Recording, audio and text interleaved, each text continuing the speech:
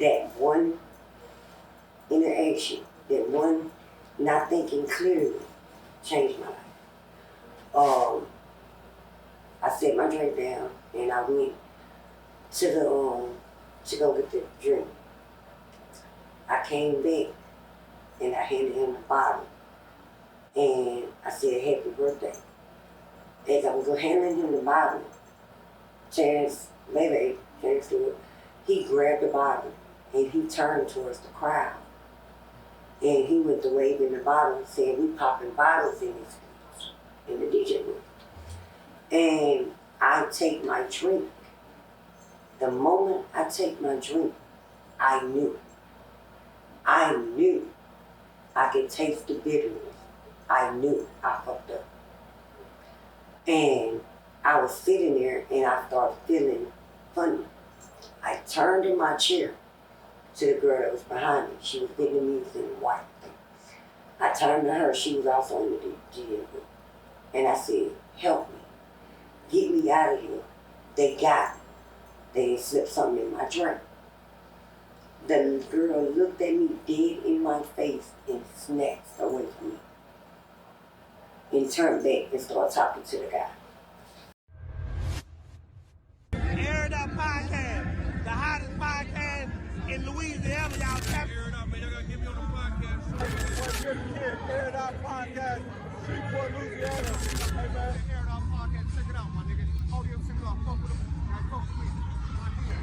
Yo, what's up? This is your main man, Slink Johnson, tapping in with you one time for the one time. And right now, you watching the Air It Out Podcast, man.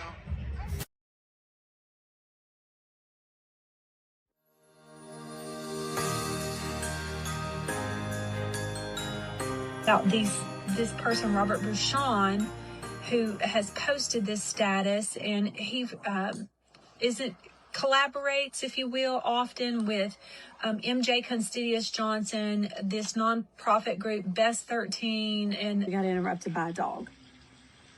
So something about this one case caught my eye, and I went digging.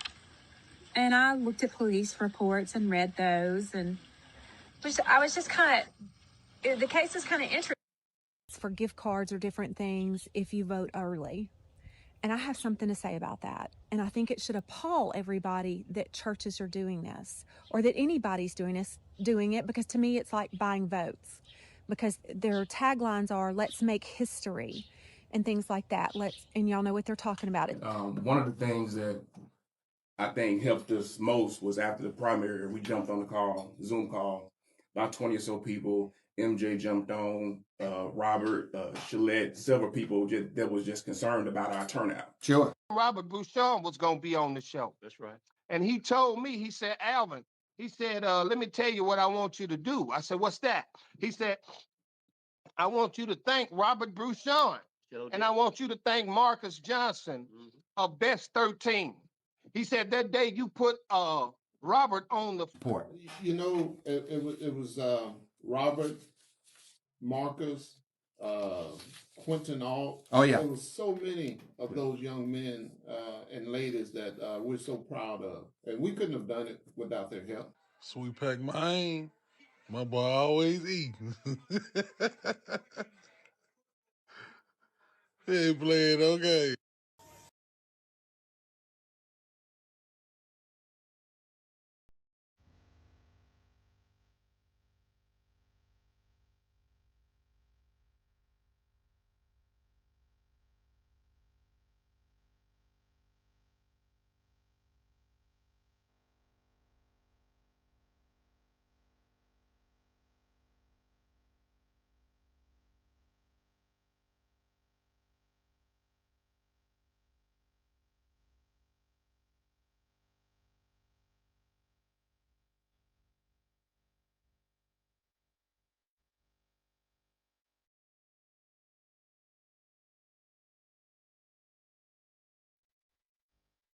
Okay, before we begin, I want to set the tone for this conversation.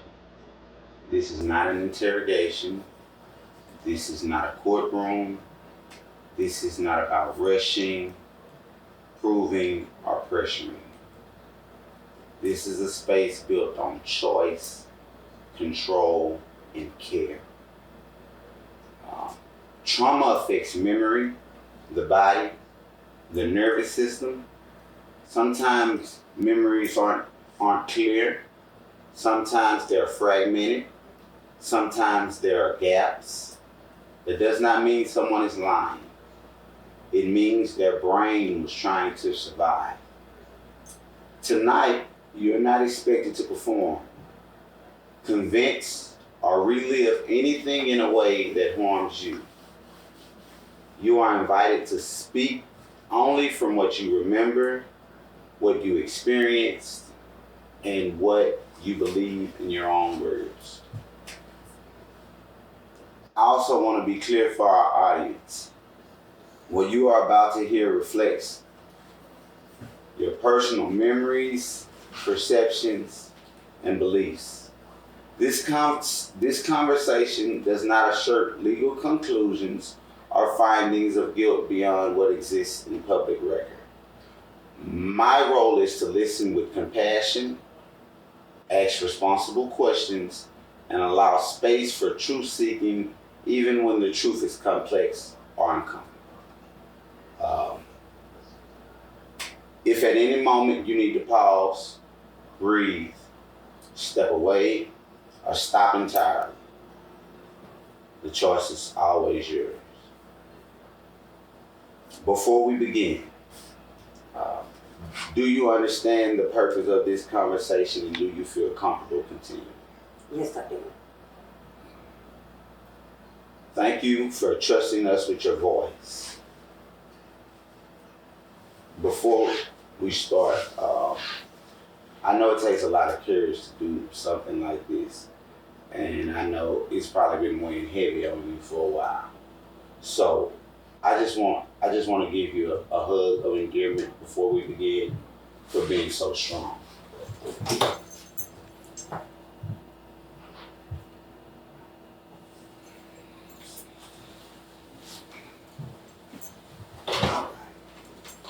So,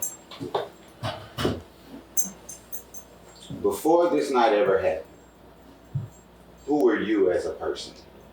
I was fearless, living my best life early. You know, the wild days when you're just having fun and, you know, you're trying to find out who you are and, you know, I always think that, you know, you're a superwoman, you know, and just, I was fearless. Like, I wasn't scared of anything. And I thought I was untouchable. But I was a mother, and I was a sister, and I was a daughter, and I was loved. Where did you grow up, and what was your childhood like? I was born in Monroe, and I grew up in Shreveport, in and out of foster care, and I grew up in City Grove, Shreveport. How would the people closest to you have described you back then?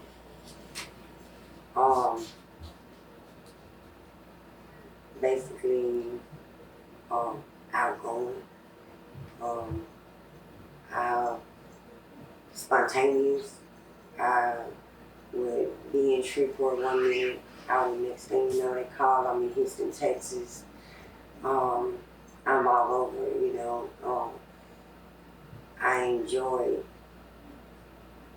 being who I was learning who I was. I was enjoying it, you know. I was a mother and it was fun, and, you know, and I just, growing up with my childhood, I never knew what was in store for me, what God's plan was for me. And if you ever want to make him laugh, you tell him what you got planned. And you see how it come out. So. What dreams or goals did you have for your life at the time? At the time,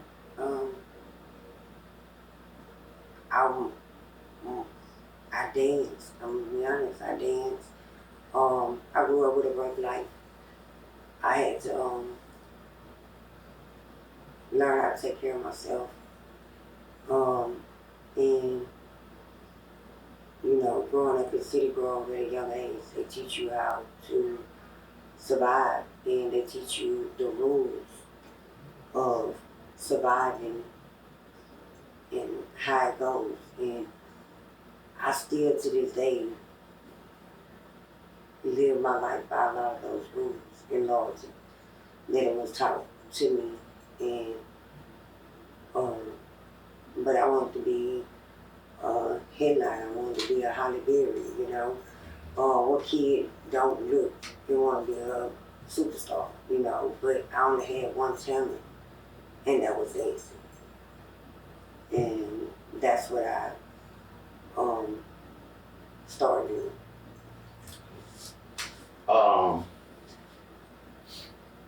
How did you first get into dancing or club work?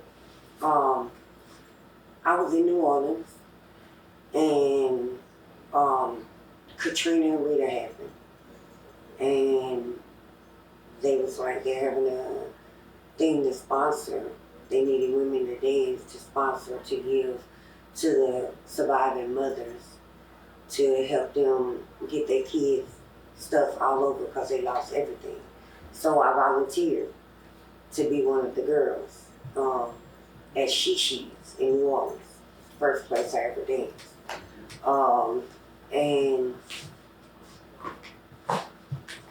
I made a lot of money for them that night. And I was like, Lord, that could change my life back home.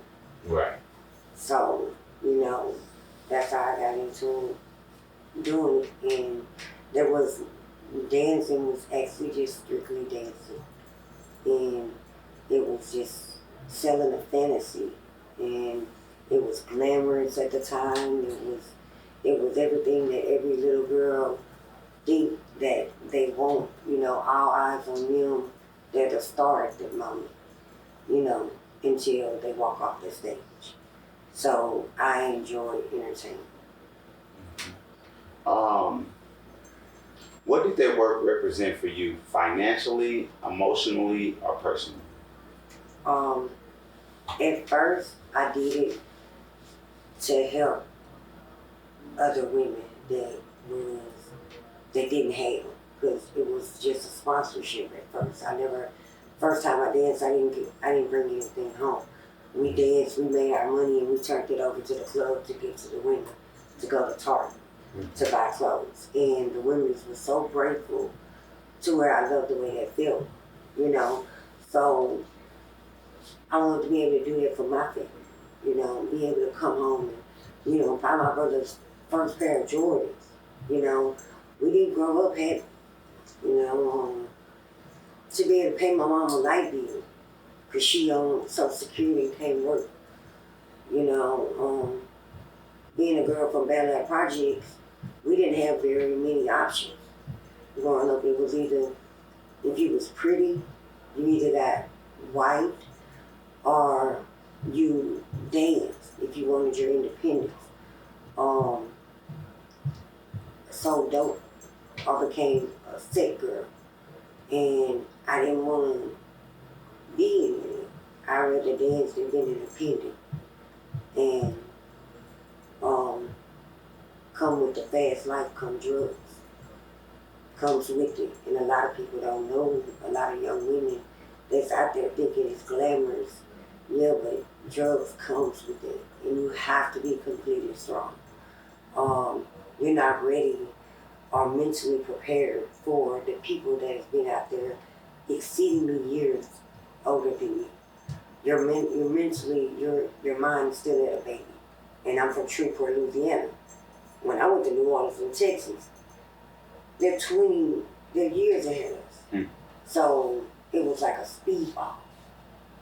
My life really went before my eyes. I was living the best life. I went from getting off a bus in Houston with nowhere to go, no house, to the next day. I'm in the elevator with, J-Dog and Zero, and we drinking champagne on top of a building. and I'm like, I didn't have nowhere to go yesterday. So that was exciting to me. Like, I never knew what my life could be, and they lived in a condo, and it was nice, and I just wanted that luxury life. And I felt like I could sort of like living in the projects ain't me. This is me. Like, this is what I want. But I'm not willing to pay the price to live for that luxury. What boundaries did you set for yourself in that environment? In that environment, basically, we had a rule. You gotta stand for something. If you don't, you'll fall for anything. You never take drugs from nobody you don't know. Set your drink down. Don't never go back to it. Always get your own drink. That's what messed me up. That one mistake, when you feeling so comfortable with somebody, I set my drink down. And it changed my life. But, like I said, if you meet a girl or you meet somebody and you know them and you see they got an old man, they out limits. Period, point blank, no matter under no circumstances. If they come you on the side, you gotta confront. 9 times out of 10, the girl will blame you. She's gonna say it was your fault, something you did. That's natural as a womanly instinct. But just know you did the right thing, and if they get mad at you, part ways, it's worth it. But always stick to your guns. And that was my gun. What misconceptions do people have about dancers that you wish they understood? That they hoes, that they doing this just for clout and, certain things. A lot of people getting a lot of body work done and stuff, and to meet the idea of society so they can make more money. They're not getting this done just so, my husband will be pleased. They're getting it done so, I want to make $5,000, I want to make $14,000 a night, And the perception of dancers is that they don't respect you or your dream. They don't see why you're doing it. They don't know that you're going home feeding kids. They don't know that you're paying bills, and that you actually provided for your family and probably your cousins, your siblings, your best friend. They don't see that part. They only see you in the club shaking your ass. And they don't see that all that money that you're making, by the time you're done paying your bills, buying your kids shoes, helping your best friend grandma, that you really probably got about $25 to your name, and you're still out there catching a bus. On a typical night back then, what did safety look like for you? My rod.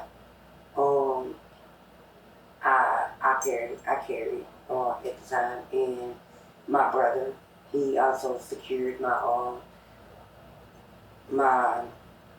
clubs when I danced. But most of the time, I was the security for the women. I would set the shows up. I would drive around and get them. We would go in. You know what I'm saying? I would do conference. I would, talk to the main person, get all the show-up fee, make sure we're on the back, make sure the girls got all the show-up fee, set the rules for everybody when they come out. This is how it's gonna go.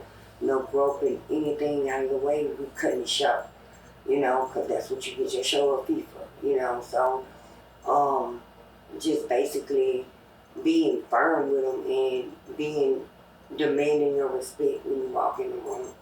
And when you're talking to them, y'all are having an adult conversation with each other. You're understanding these are the rules. We're here to, entertain. We're here to have fun and enjoy and go home safe. We here to make it back to our families, and I did that for a lot of girls. And I did that for a lot of people. But That's when they say life ain't fair. Because that never happened to me. You might not get back in this world where you put out.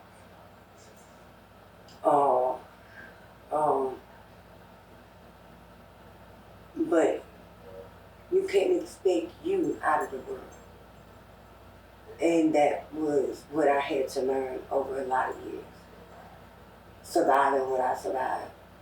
And I'm okay with saving the people that I saved and monitoring the security that I was. And I was okay being a bitch. I was okay with them not liking me. If I had to cut it short, I was all right with that because I knew one thing. When I say wrap up, that means I'm going to be the last one out of there. I'm going to stand there and watch every single one of them walk out the same way they walked in. And we're going to get in the car with just what we have. And everybody's going to make it home that night. I'm going to drop everybody off, make it home. And guess what? But you ain't going to go home broke. You're going to get your show up fee. You might not be able to, go pay a mortgage, but you could definitely pay your light bill, and pay your babysitter. And that's what it was about. And the team, the girls that we had, we would have one girl stay back and watch the kids if we had kids. You know what I'm saying? She made quite a bit of money for it. So we all shared it. It was like everybody did what they needed to do to make sure everybody ate. And that's what it was. Looking back now, what do you wish people understood about the woman you were before this allegation ever existed? You can go from most loved to most hated in one day, and I never understood that power that society had. And all I did was I didn't even tell what happened to me. The world did. The police did. The paperwork did. The doctors did. All this stuff did. And to tell the truth and nobody believed you, it's like, man, that's the most horrible feeling in the world. Because I went back to a child, when we was getting molested, or we was getting touched, and we told our people, nobody believed us. Nobody believed us. And we had to go back to that home and live in that tragedy and let it happen again and again and again. And that's what it felt like. Like it's constantly happening and nobody believes you. But like I tell everybody, it's okay not to be believed, but stay true to your truth. Because somebody's going to listen.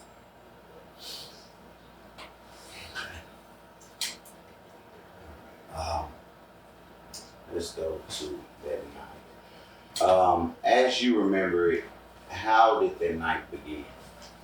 I'll never forget it. I had came to my mom's house in the projects. My sister even lived in the projects as well. I had paid my sister and her friends to escort me to the club, and I paid them in a sufficient amount of money. And when I went and got ready, and when I came over there went to her house, they was all stuck, and she didn't want to go. I said, okay, I don't need you to go with me anyway. I'm grown. I've been doing this. Lord, I never know what was in store for me that night. I went by myself that night. And I walked in the club, and I was late getting there. So I went to the bar. I got about four Patron shots. I'm trying to catch up, I'm late. So I got a couple Patron shots. I did them, and I began to proceed on stage like I always do. same routine. We had they had did that video shoot and all that stuff like the day before and all that. So, you know, same crowd, same people who was, you know. Who did a video? Baby and Hurricane Chris. And so they had did the video and stuff. So it was like the same crowd. Everybody knew who I was and stuff. So it wasn't no big deal. They knew I was first lady. So I proceeded on stage and the song came on, I'm in Love with a Stripper. And that was my theme song. So I began to do my theme dance. And as I did, Terrence Stewart over the mic told me to come to the DJ booth. First lady, can you come to the DJ booth? So I waited. Once I got done, I picked my money, because they was throwing money in the club on there. So I picked my money up, and I proceeded to the DJ booth. And he was like, I want you to meet somebody. Never forget. And I was like, okay. So he said, go around. I just jumped right over the thing, because, you know, I was good in heels. I just jumped right over. And I was like, oh, what's up? And he said, man, I want to introduce you to somebody. He said, this is my homeboy from New York. His name Rico. And he said, it's his birthday. Am I allowed to say their names? He said, it's his birthday. And I say, it's your birthday? I said, let me show you how his boot bitches get out. I called the bartender. I said, can I have the most expensive champagne you got? Or at the bar? She said, yeah. Champagne was about maybe $500, $600, something like that. So she gave me a ticket. I still had a drink at the time. So she gave me a little ticket. And I was waiting on her to get the drink, but I had to take the ticket to the bar to get the drink. So when they told me, I looked at him and I said, I'll be right back. I set my drink down on the switchboard. That was my biggest mistake of my life. That one interaction, that one not thinking clearly changed my life. I set my drink down and I went to to go get the drink. I came back and I handed him the bottle and I said, happy birthday. As I was handing him the bottle, Terrence Stewart, he grabbed the bottle and he turned towards the crowd. And he went to waving the bottle and said, we popping bottles in the DJ booth. And I take my drink. The moment I take my drink, I knew I could taste the bitterness. I knew I fucked up. And I was sitting there and I started feeling funny. I turned in my chair to the girl that was behind me. She was Vietnamese and white. I turned to her. She was also in the DJ booth. And I said, help me. Get me out of here. They got me. They slipped something in my drink. The girl looked at me dead in my face and snatched away from me.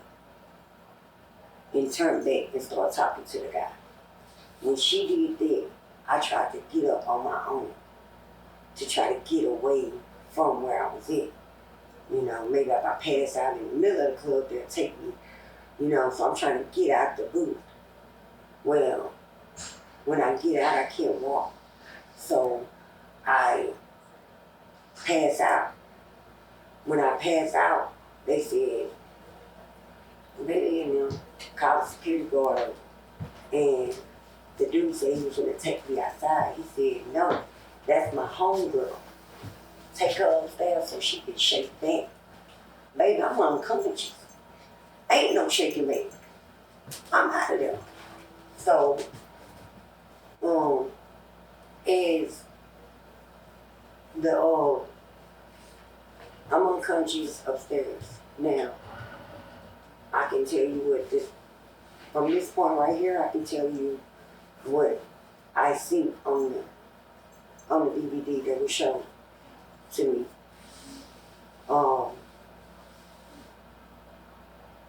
The CD from the club, because I didn't know at first what happened to me, who did it. I didn't know anything. I was unconscious. Okay?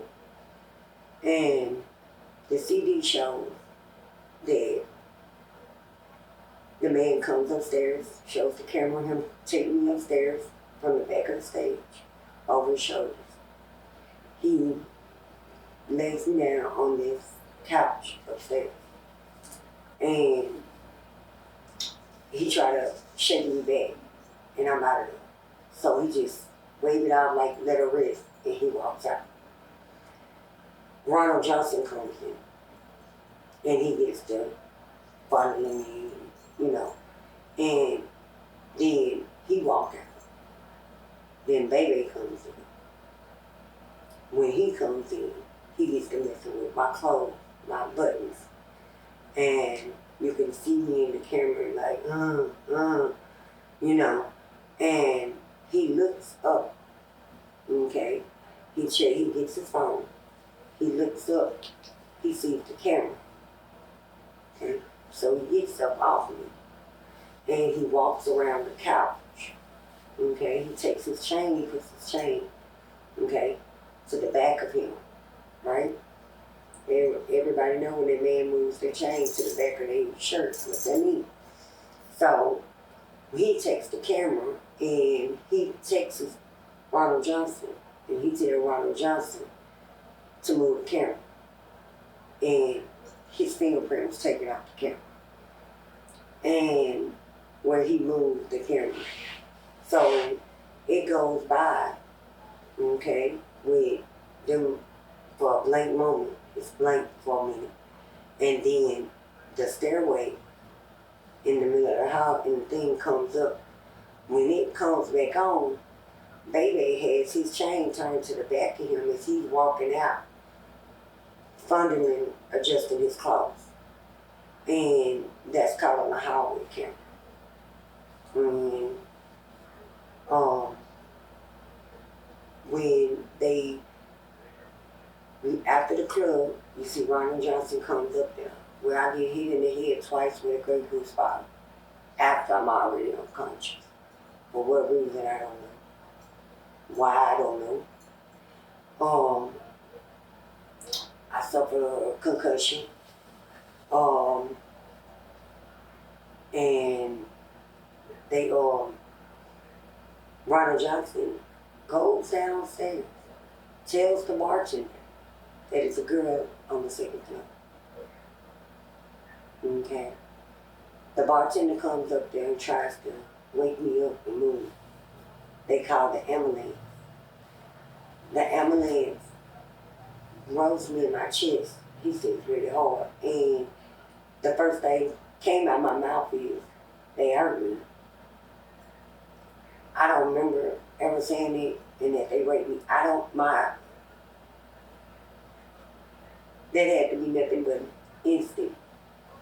And the man went to roll me over, and I was bleeding from my back end. I was bleeding from my pants. So they called the ambulance to take me out of there. I got rolled out to the hospital.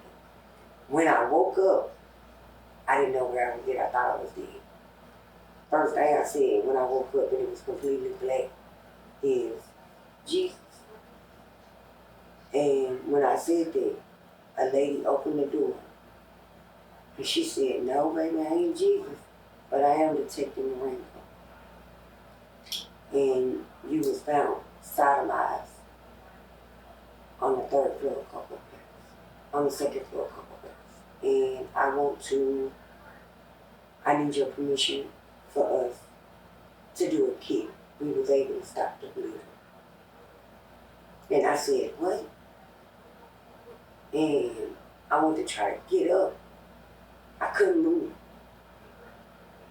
I was in so much pain. It was like you was hit by a truck. Like you mentally there, but you're not there.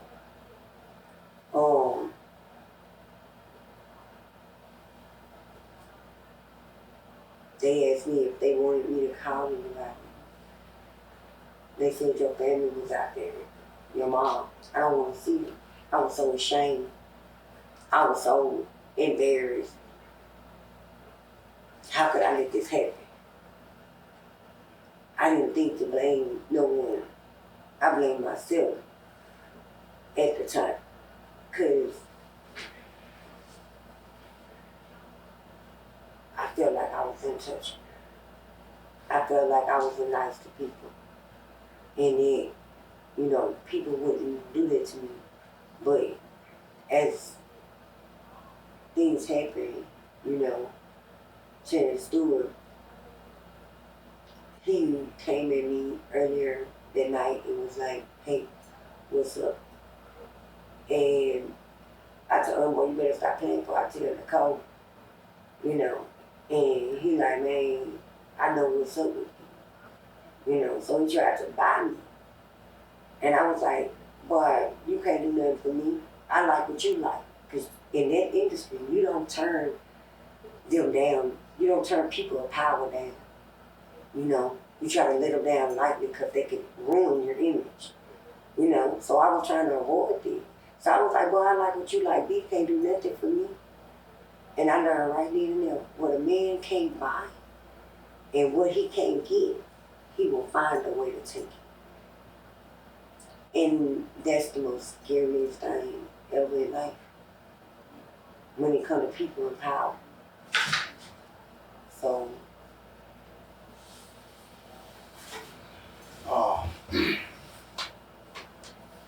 let's see. What were you feeling emotionally in the moments after? ashamed, afraid. Who could do this to me?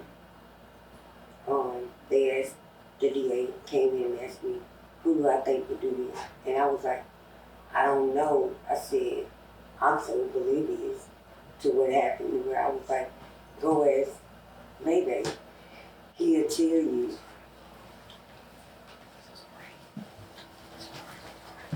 He'll tell you what happened to me. Go ask Baby. He was there. He could tell you who took me after DJ Boo.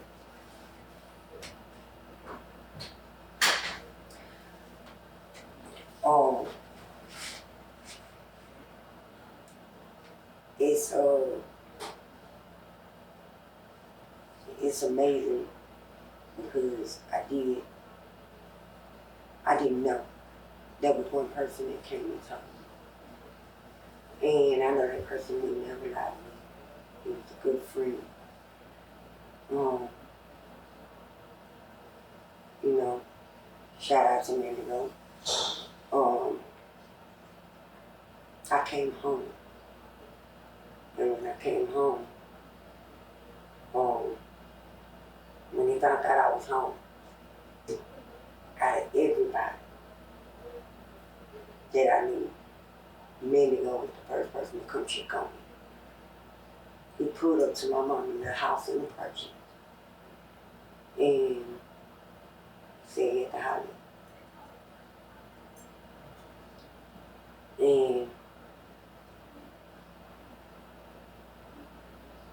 that man told me something that would change my life forever.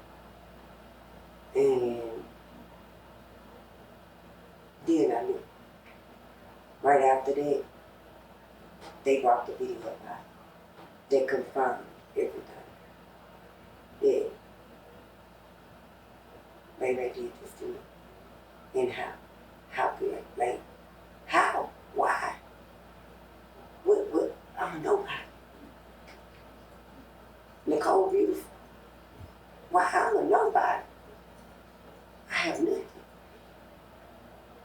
That's what I feel. And it was all about power. Because you couldn't buy me. You couldn't get me with my top. You know?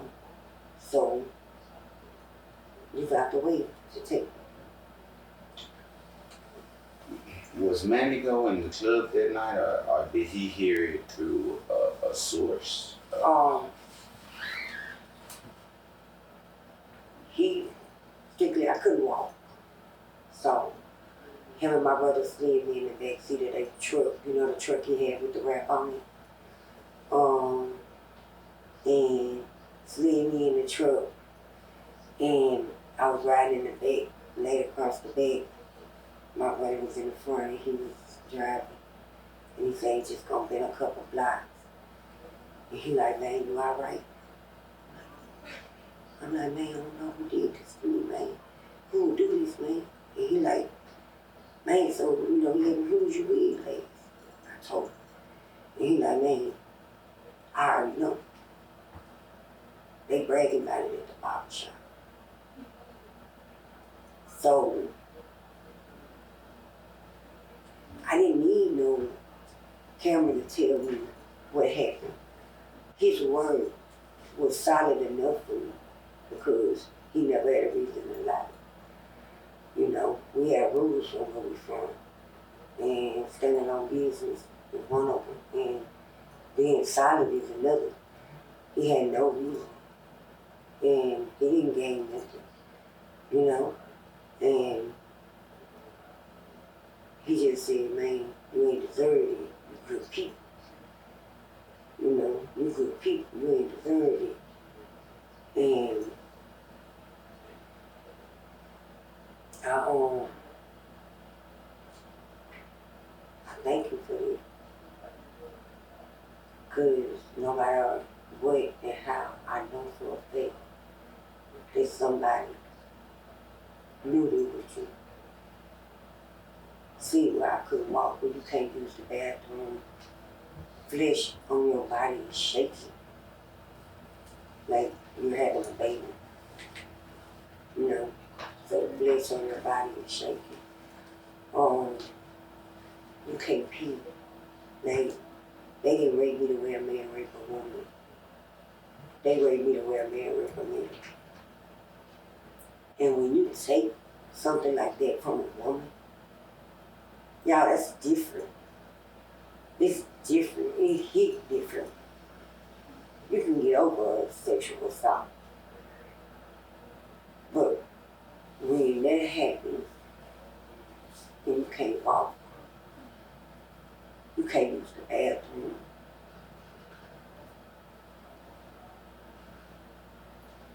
something was taken from me that night. And I began through my soberness to gain it back. And I had. So when it came to using the bathroom, did you have like a medical Yes. thing? Yes. I couldn't use the bathroom. My rectum was ripped. That's why I was bleeding on my rectum.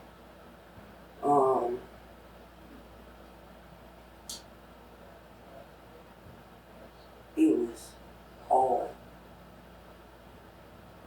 But that ain't even the worst part. That was something that happened that I had that would heal. That was something that a bodily function that's going to heal.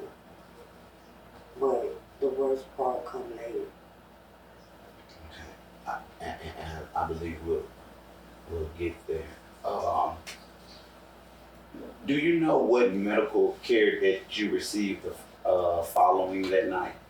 I had a concussion. I had bruises. They found semen in my hair. They got DNA in my hair. My underwear was missing. They found I received stitches from my anal from being ripped.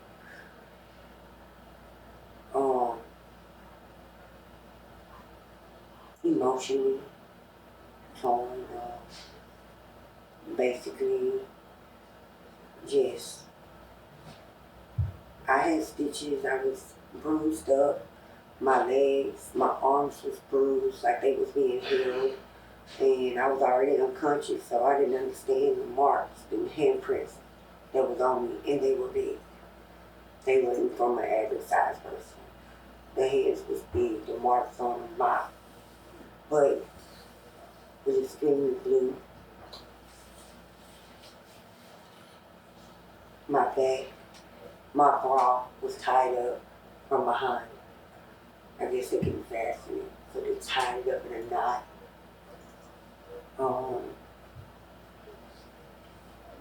It was, and that was the first night I ever decided to wear pants to the club. Do you believe that they were under the influence of some type of substances? I think they was drinking, yeah. They was drinking.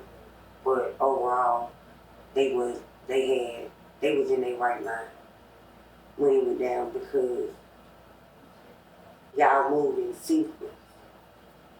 Once the CD and the book once everything come out, they're gonna see it was moved in sequence.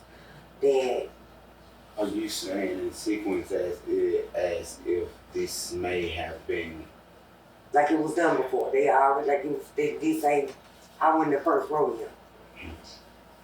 I wasn't the first rodeo.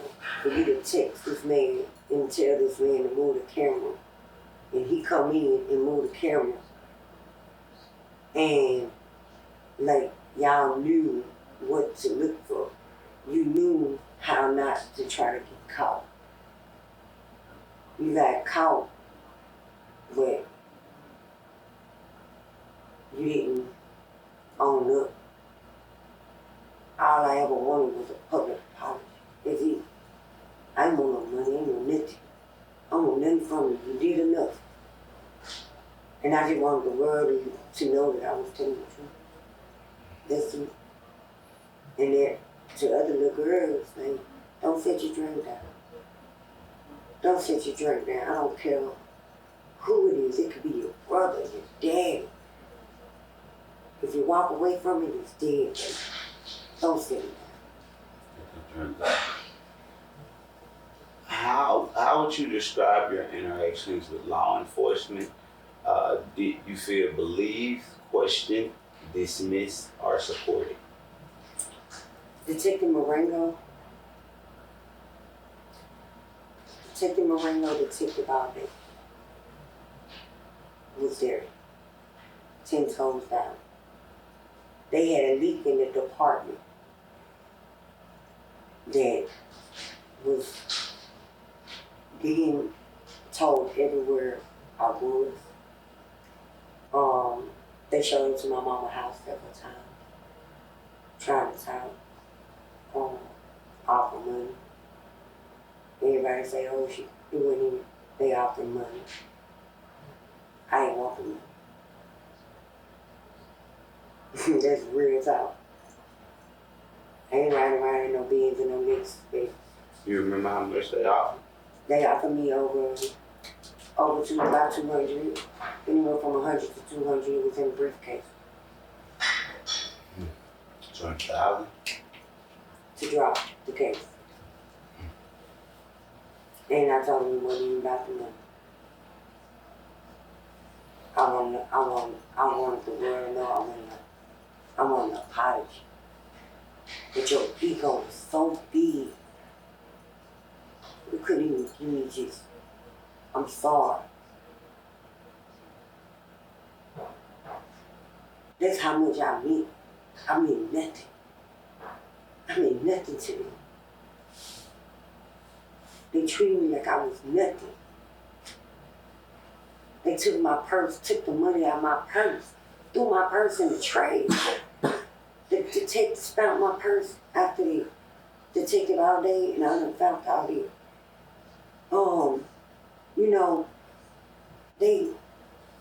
Man, it was bad, but detective and them, they had a leak in the department everywhere I went. they tried to hide me because he got real dangerous to me. They kept coming around, so my mom ended up calling the detective and going in, and she didn't feel safe where I was there. So they put me in protective custody. And they moved me. When they moved me, I thought it was all right, but it was a leak in the department, and they found me where I was at, pulled right up to the front door of a secret now, domestic violence. Those are supposed to be exclusive information. Nobody's supposed to know. But only the people that was in law enforcement. And people have family. They found out where I was and they linked it. And they showed up to the house. I never forget it. I was sitting in the office at the time, talking to the lady, getting ready to get down for child. And Chris, Hurricane Chris, pulled right to the front door. She looked at me and I seen the hair and I said, that's Randall. And she looked at me, she was pregnant, she pulled out a big old 357 and she said, run. I said, huh? She said, run. I hit the back door, ran through the yard, jumped the gate, and kept running till my heart hurt. To where I couldn't run no more, to where I had to hide. And I hid for hours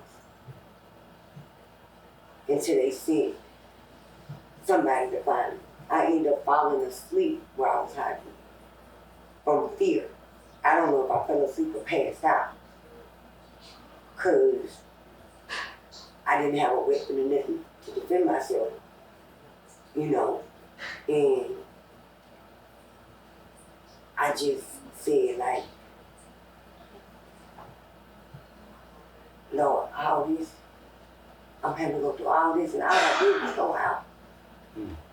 All I did was go out. All I did was stand up for myself. No means no. I just stood up for myself. It's easy. I didn't hear everybody want to kill me or want to hurt me for that. I'm somebody's mom. I'm somebody's sister. I help everybody. Nobody helped me.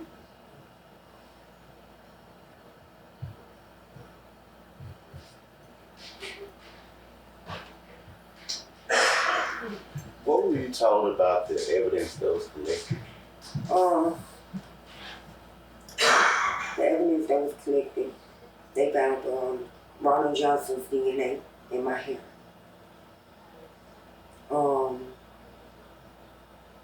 They did not find Terry Stewart's DNA on my body. They found enough evidence on me, as the DA told me, we found enough evidence on you to charge both of them. That's all I needed to know. I didn't ask more detail because I was already horrific with what I saw. And they got arrested because they found enough evidence to arrest him.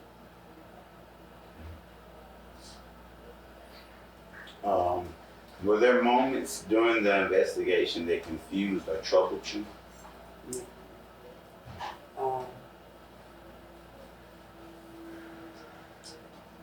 A lot. They found a lot of moments. Basically, I didn't understand why they kept trying to move me.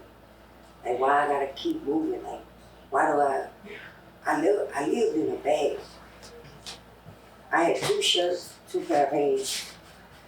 That's all I was allowed to have until they could come at any moment and tell me I have to go. And everything that I had gathered that it was yes, I would have to leave it. So I could keep it out. So I just kept 2 shirts, pair of pants, and I'm always made sure they was black. And because I never knew when I had to run, I had to blend in. I stayed dyeing my hair. I cut all my hair off because I couldn't look the same. And I told them, like, it's hard to change my appearance, you know. But I would dye my hair, I would cut my hair, I would do anything not to look like who I was because people could recognize me. You know, people ran up to me and say, oh, you that baby girl. You know, that's, my kids looked at me and was like, Mom, what is that? What that mean? And I have to explain to my kids what happened to me. I have a 12-year-old and a 4-year-old. And I have to explain to them when people run up to me and say, oh, you that baby girl. And I'd be like, there's no way to be remembered.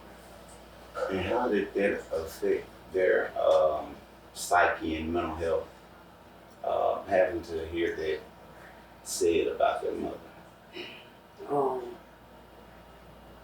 My daughter, once I told her the story, she was angry. And she was like, that's why I want to be a girl, you know.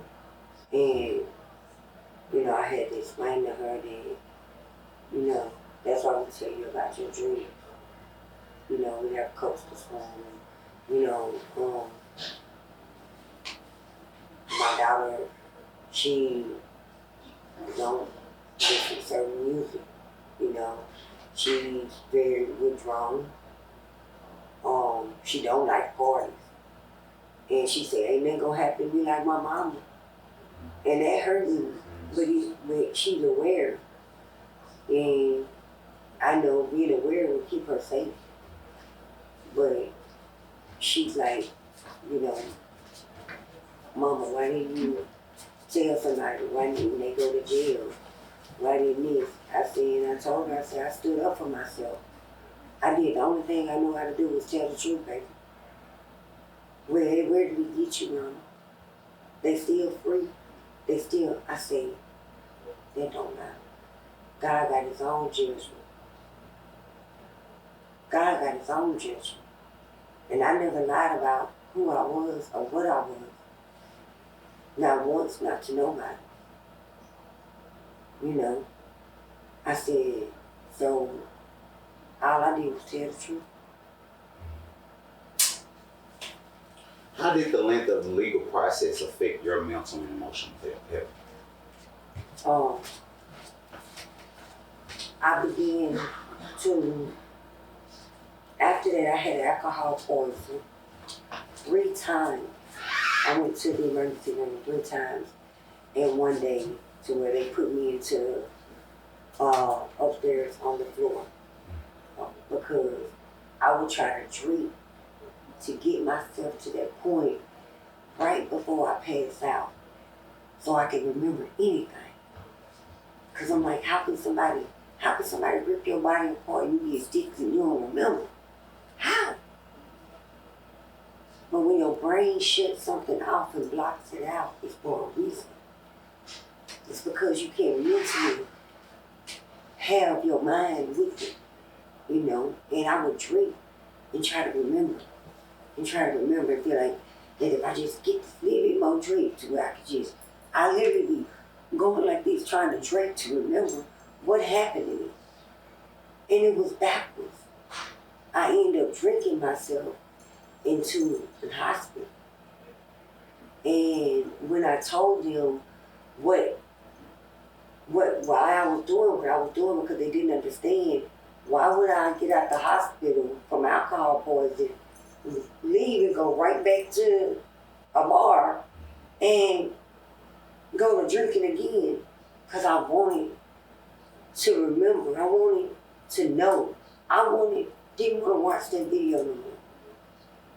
I wanted to be able to know.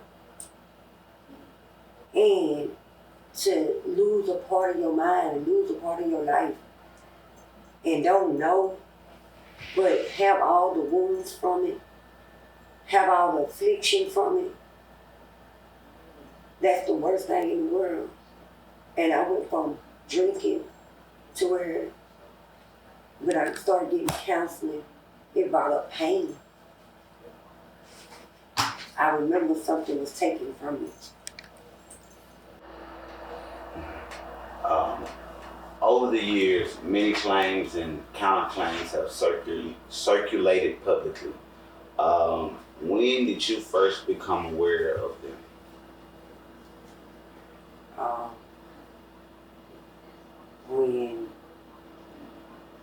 When it was announced on the radio and everybody knew that everybody started speculating, having their own opinion. Oh, that boy ain't do that to that girl. That boy want that girl. I didn't hear it all.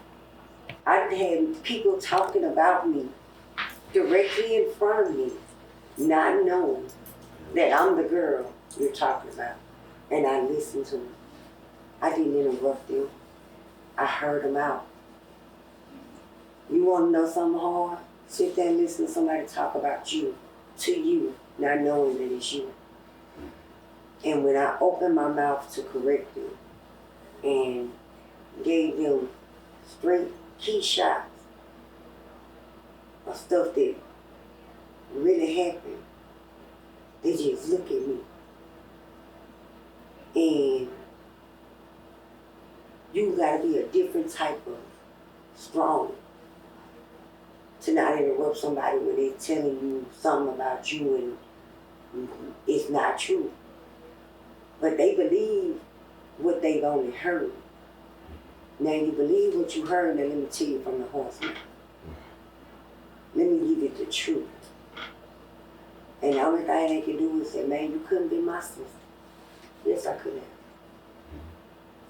Yes, I could have. And it could be your sister tomorrow because they still walking themselves. They still walking, they're still free. I'm not the first victim, I'm not gonna be the last. But I will tell you this, strength comes with multiple. I'm not the first one gonna speak out, the rest of them need to speak out.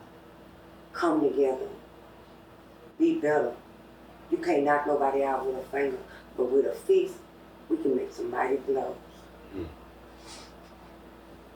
And that's what it's about.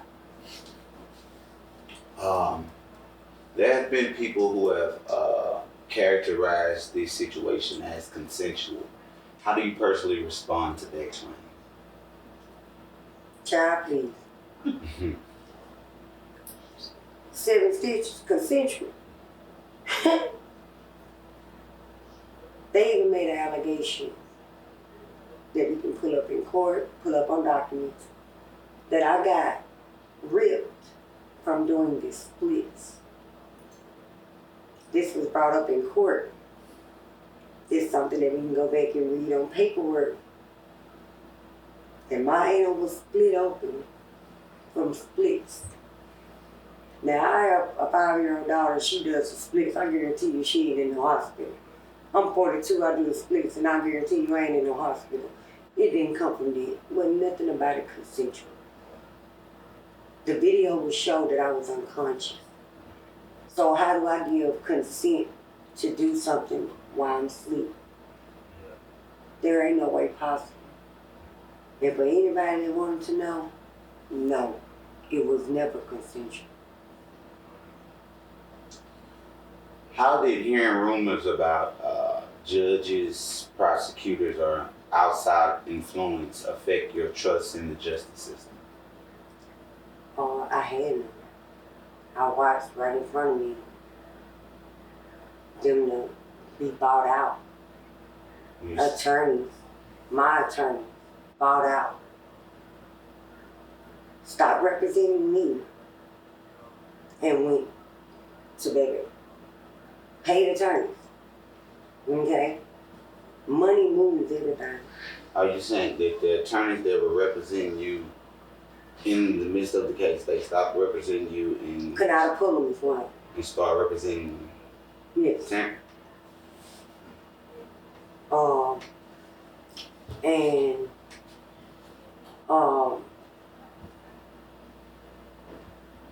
I just feel like that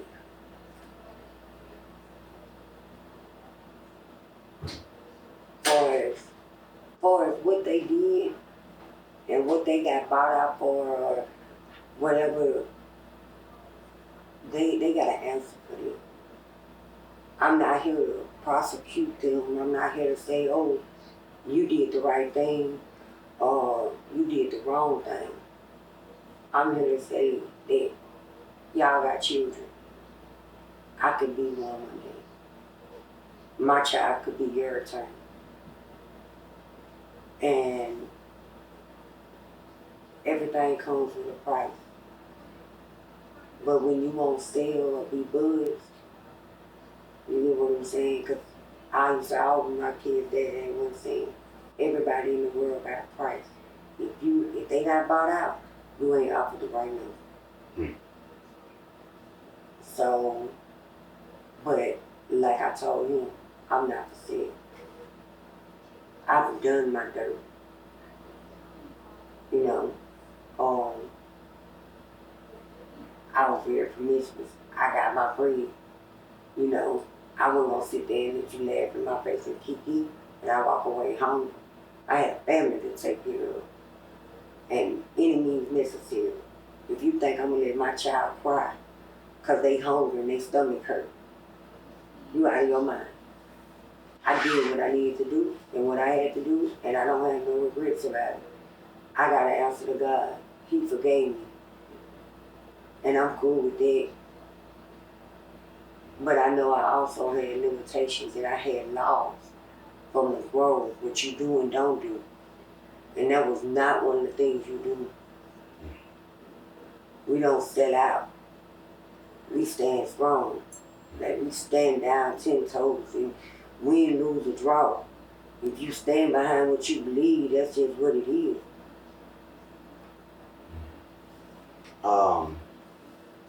What do you say to people who believe a dismissed case automatically equals the full truth? I believe that for the people to believe that, do your research. You know, everybody's entitled to their own opinion, but don't be quick to jump on a dismissed case. Don't be quick to jump on because the case could have been excused or they found not guilty, but you don't know the reason. You don't know if the judge was bought out. You don't know if the attorneys were sold. You don't know if it's more to the story than just, oh, it was acquitted or, oh, we find you not guilty. You know what I'm saying?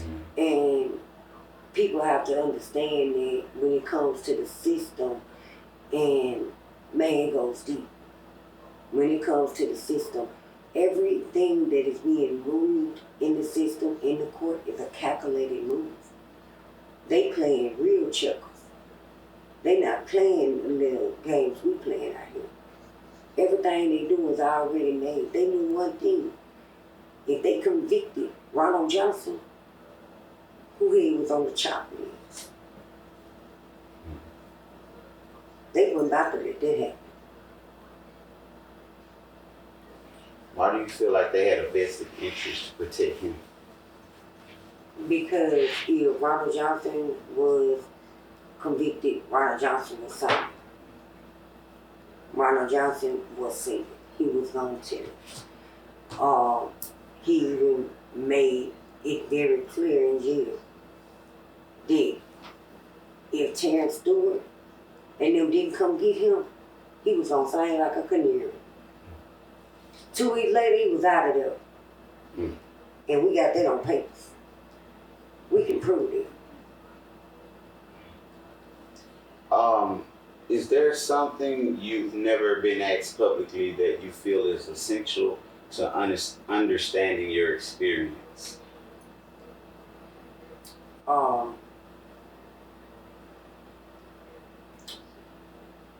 if there was a question ever asked for anybody to understand what I went through, I just have a question. I just got one. Why me? That's, if I had them before me and I could ask them one thing, you know, what did I ever do to you? That's it. When you met me, I was cool. When you called me, I came. When y'all needed me to show up for your video, I was there. What did I ever do to you to think you could do this to me? I wouldn't wish this on my worst enemy. Because they also got arrested for interrogating a witness. I was running for my life. And I might still be running for my life. Today in this interview this is just a break of the ball. I can be here today, I could be gone. Because people got money to make that happen, but I'm a nobody. I'm a nobody. Y'all could be posting these next in my funeral. And life is real. I have kids, and I'm gonna make it. But I'm gonna tell you like this.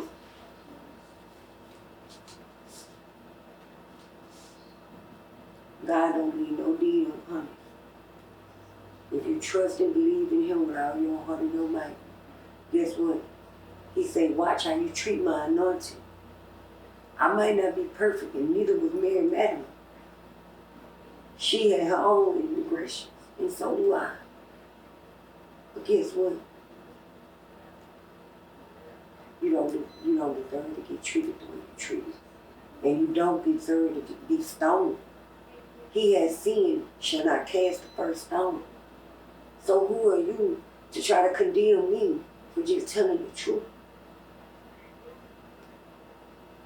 Did you consider either of these individuals friends before this incident? Man, y'all will see in my book, when I print out everything, you're gonna see when I tell the DA, please, just go ask my friend. Man, my friend baby ain't never could tell you who took me out the DJ booth. Go ask my friend. Go ask my homeboy. And this is documented. And they'll tell you, I never in a million years would have thought, but all I needed was a concealed source to tell me one time, turn my world upside down. And I was like, what am I going to do? Who am I? I have nowhere to run to. I have nowhere to hide. I have no family they talking about it. I got my mama. My mama got 5 kids. That's all we had. If it wasn't for my daddy Garland Super Sound, Garland Jones. When I left there, I couldn't sleep or nothing after this because I was scared for my life. And they threatened my life. So my daddy Garland Jones took me to his record shop and laid me on the couch. And baby Garland was his G. And my brother, God rest in dead, Lovey D'Angelo, walked around in Jonathan. They secured us.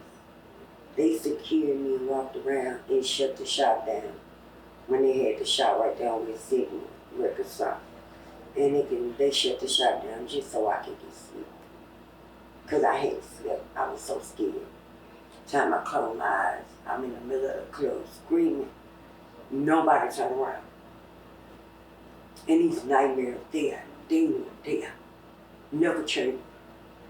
So maybe now that everything is out, then maybe if I ever had that dream again, somebody will cut the lights on in the club.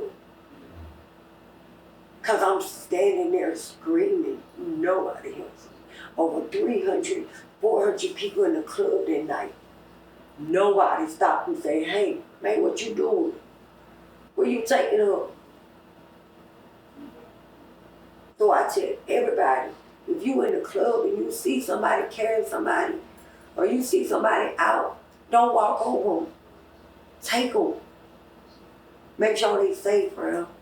You can change a life. You can save a life. You're currently writing a book about your life and this experience. What made you decide to tell your story in that form? I just want to print out all the documented papers. My first book is just documented papers of everything. There is none of my words will be put in it. These will be just statements in everything. Their names will be concealed, of course, for safety reasons. But I'm going to put out just documents, and I want the world to decide. I want Shreveport. That's what I really think about. I just want Shreveport to decide what do they think. With a CD of the incident in the back. Let you watch this CD. Let you read those statements, those documents, and I want you to decide what you think. I don't want to tell you what to think. I just want y'all to read the truth for yourself. And my second book is going to be for my part. Okay. What do you hope the readers take away from that the public conversation has missed? The open truth. Y'all get to see what wasn't told to you guys. Y'all get to see what was held, what wasn't spoke out in the news. And you get to read it on paper. You get to read their words, the people in the club words, all the statements that was told, the security guards, what was told to them by the accuser. What you get to know everything. Oh, you wasn't a party, you had nothing to do with it. But I got written statements saying, oh, he told me to take her upstate. I want them to know. I want them to say, well, dang, how you had nothing to do with it? Why you told him to take her upstate? I want the world to know. I want them to see for real. And that's just the book of all this, the regular documents of the first book. The second book is The Night of KoKo. And what it did and how it, how it changed.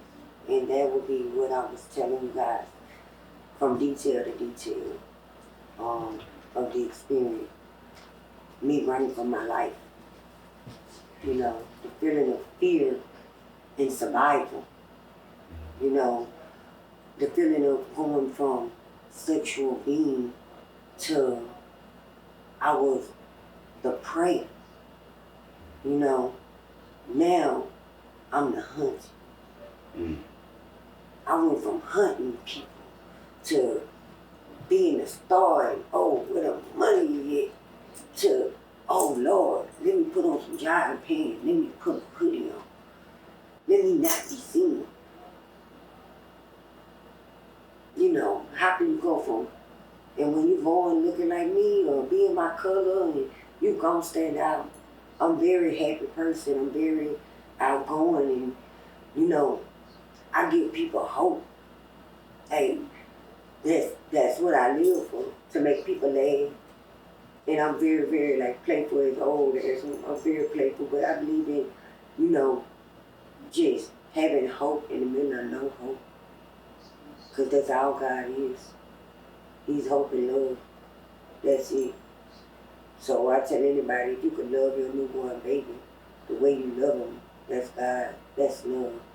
So, I just want to give that back to the world and let them know that when this situation happens in your life, these are the procedures you take. You can read this book and see what procedures you will take, how to heal your mind. Because you can't heal your mind yet until you forgave. Once you forgave, you begin to heal your heart. when you hear your heart, you can stand right here and talk about it because you comfortable. Because you know in your heart, if anything happened, that God got you. And that's why I became fearless. Because I feared him. I feared that man's presence. When they had that man, and he showed up at a club one day, I was there because I had a restraining order. And I was out at the club one day after all this happened. And he showed up in the club. They made him leave.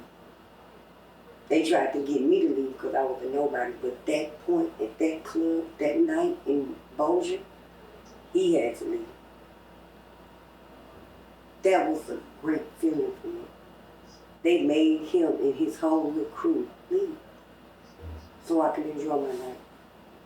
And that felt good because it let me know that I can be in peace at certain things, and I did. Throughout all the horrible parts of it, it was good moments. I met people, you know. So, did that moment feel good because at that point in time, due to what you already dealt with, it allowed you to not be subjugated to his power and influence? You were in control, essentially, at that moment. Yes,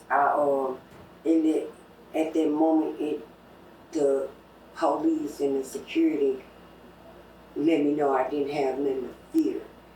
Because I was so scared of going to the club and this and that. And my friends finally talked me into going. And I wore a wedding dress that night. I ain't gonna lie. I wore a wedding dress that night. And they was trying to, he came in the club and it made me feel good because in the point to where, you know, you're not going to have to leave. We're going to protect you. We're going to get the monster out the club. And they wanted me to stand there and watch to make sure that I knew that the monster was gone. And gave me a VIP and told me to enjoy the rest of my night. And I felt, all I could think about was, I was on such a high, I didn't want to drink. I felt like, is this what it feels like to be believed? Is that what it felt like to be believed? If it was, I ain't never not want to not be believed. Because, and it's crazy because my own people didn't believe me. My own people. You know, and to be believed by complete strangers was even more amazing because it affected them. What happened to me affected them. They recognized it. Why did you feel like your own people weren't on your side, essentially? When I say I went from most loved to most hated in one day, that's a true fact. Because everybody came to, they're quick to instantly believe, the person with the money. You know what I'm saying? Girl, you don't want you ain't nobody. Girl, stop lying. You just want some money. Where the money? Please give it to me. You know what I'm saying? And people get raped every day by rich politicians, judges. You know, it all happens every day, and nobody believes them neither. You know, so I'm saying, why would it happen to just one person from the hood? Maybe because they wouldn't believe it. People know who to target. They know why they target them. You know what I'm saying? So, you know, I just feel in my heart to where that felt good to be believed by people I didn't even know, complete strangers. And it just felt good that they believe me, and my people, which is when I say my people, meaning, my race,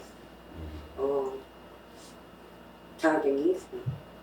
They, and to have people that turn against you, just because, girl, just stop saying it. Just stop saying it.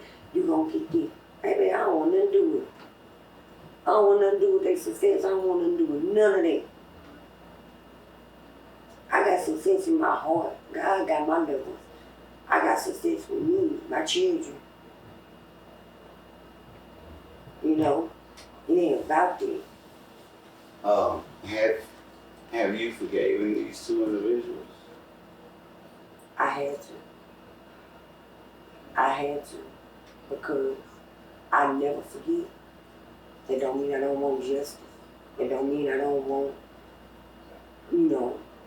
for people to recognize what they did and who they are in their heart.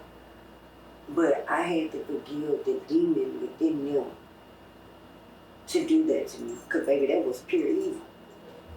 That could no human being on this earth do nothing to nobody. I was unconscious. I couldn't even fight back. You could at least give me a chance to fight back. You have rendered me powerless. You took something from me. You did that while I was unconscious. Man, they got people, the elderly people that be laying up in bed that can't move or talk, cause you will get on top of them and ride them too. You gotta be a sick individual.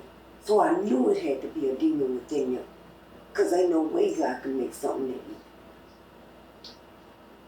Man, that's some evil crap. I done deserved it.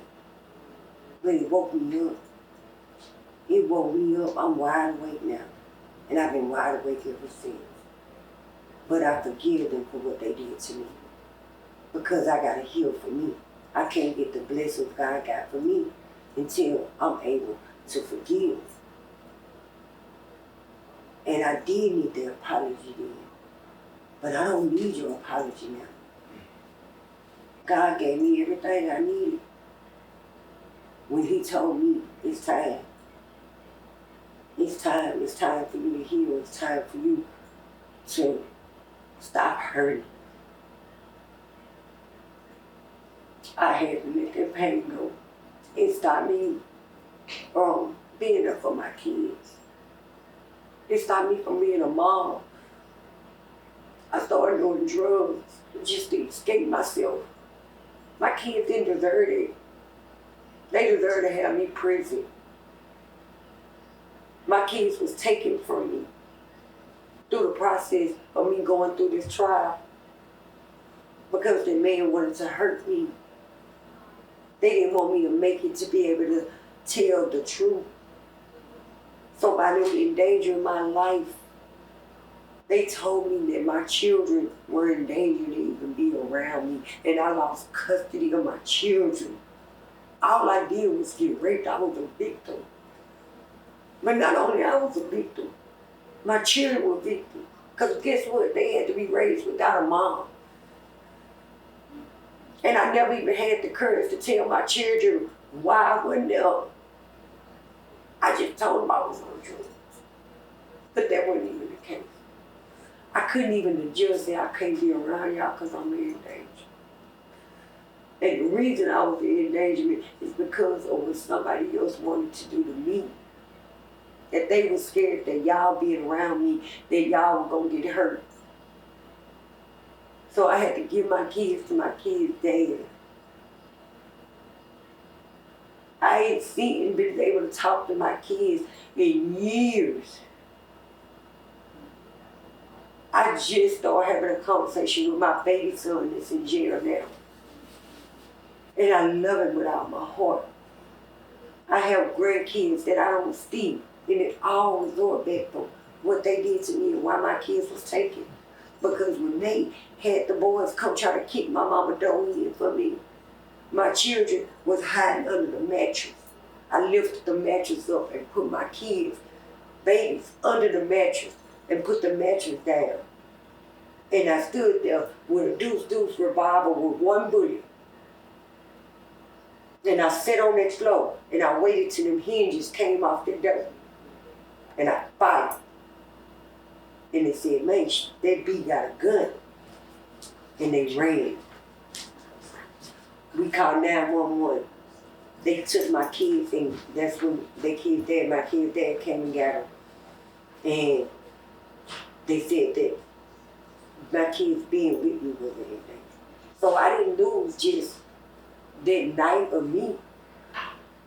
I didn't have to forgive them for just what they did to me. They took my motherhood from me. I didn't get to watch my daughter wear her first bra, go to her first prom. I missed all this because I was so scared to come in my kids' life because they could be hurt. So guess what? I had to be the bad guy to them. And I was okay with that because guess what? You breathed it. You made it and you safe. So I'll be the bad guy. I take that for them. But I had to forgive them, and it took me years on top of years to be able to forgive them because y'all took more than just that night from me. Y'all took a lot from me. What would accountability look like to you, even outside the legal system? Accountability for who? Those two individuals that did something to you. When this first happened, I was so angry and so hood that I wanted everything from them, including goldfish. I want everything. I wanted everything ripped from them the same way I wanted them to be feeling naked with no help, no nothing, in a center field with nothing. What was gonna come?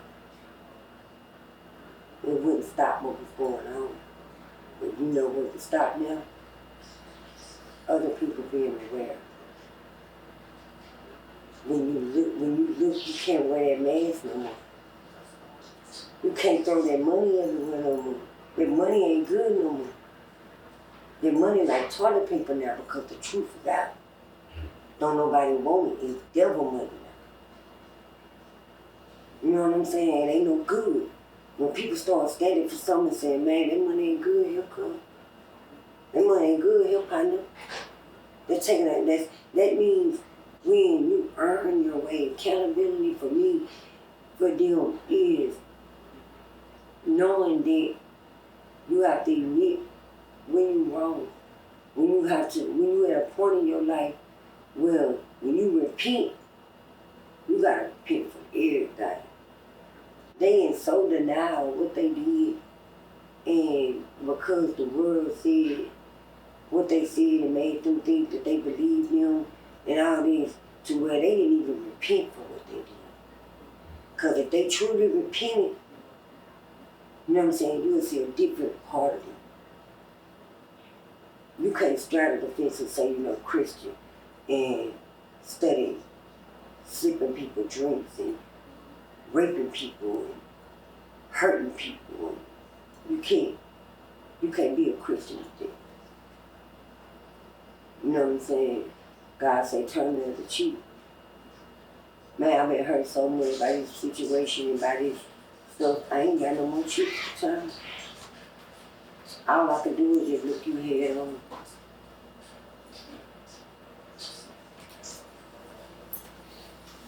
Okay, when people finish watching this interview, what do you want them to understand about you and your story the most? That I want them to know to be aware that sometimes the worst thing in the world could shine, it could glitter, it could go But be aware. Don't never set your drink down.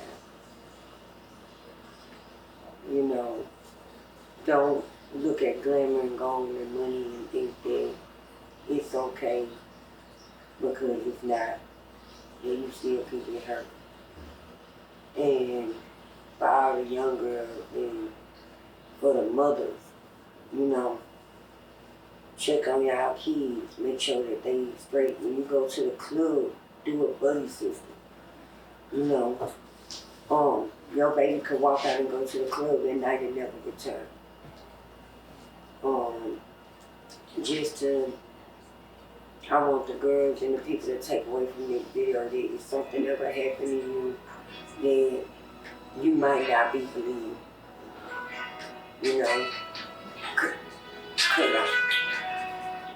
sorry.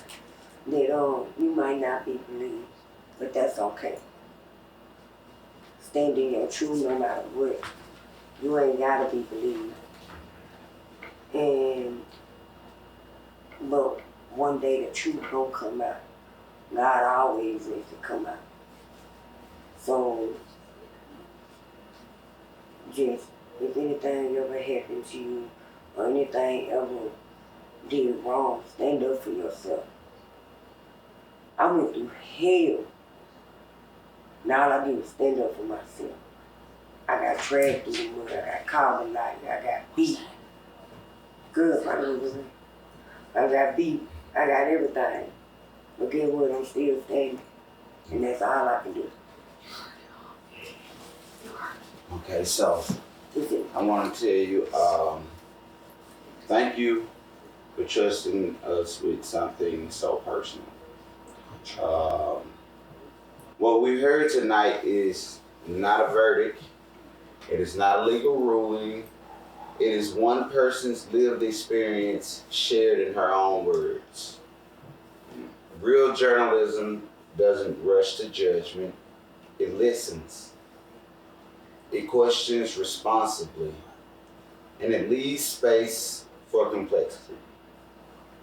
To our audience, hold compassion and critical thinking at the same time. To our guests, thank you for your courage. Whatever people believe, your humanity is not up for debate. This conversation is not part of the historical record. And it will forever be out there so other girls and women alike, and even some males, they will be better prepared and better equipped going into these situations. So maybe there's one less person that has to experience this. Yes. Again, thank you very much. Thank you.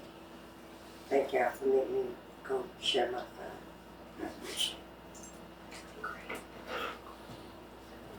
Yeah, tap in.